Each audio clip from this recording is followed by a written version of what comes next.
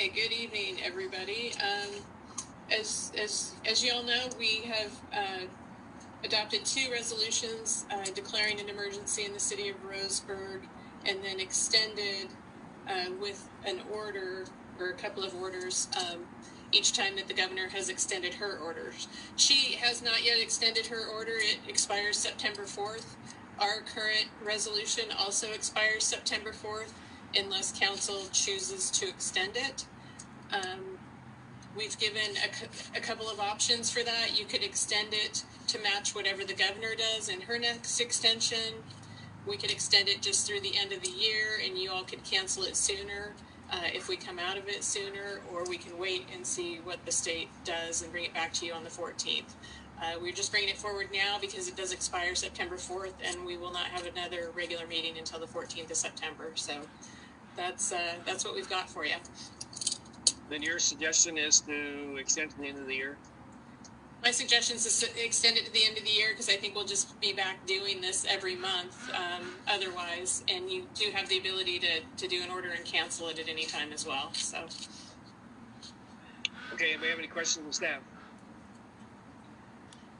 Do we have a motion? Bob? I move to adopt order number 2020-03, extending the declaration of emergency of the city of Roseburg to expire December 31st of 2020. And Sheila, is that the second? Okay, so we have a motion and a second. Any discussion? All those in favor, raise your hand. Anybody opposed? And it looks like the motion carries. We got 7-1. Ashley, are you saying you oppose? Okay, so 7-1, motion does carry. We are on number 9, letter B, and this is the ODOT Safe Routes. Mayor, I'd like to explain why. Okay. You know, my concern is with the amount of businesses that are closing in the city of the last few weeks, and the amount of hurt that the community is going through with the loss of employment, with the loss of income.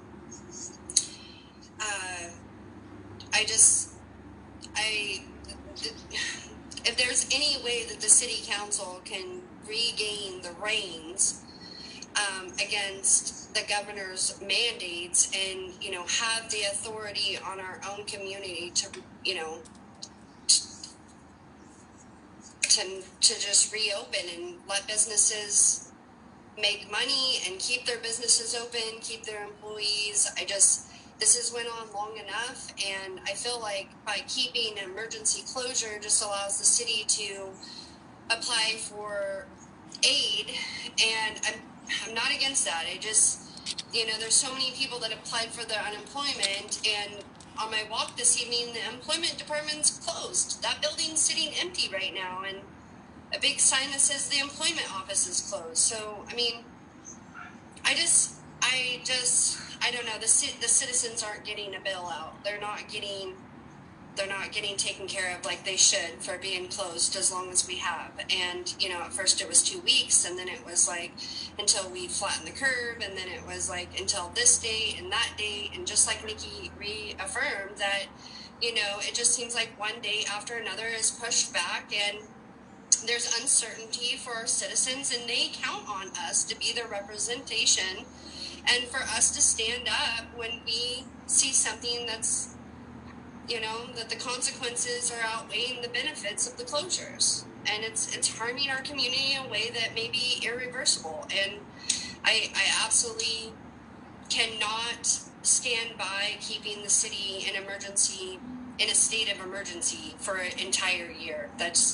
It can't continue. So I wish the other council members felt as strongly as I do about this, because if we stayed together as a team, as one unit, then we would have something to stand on with our governor. So that's disappointing.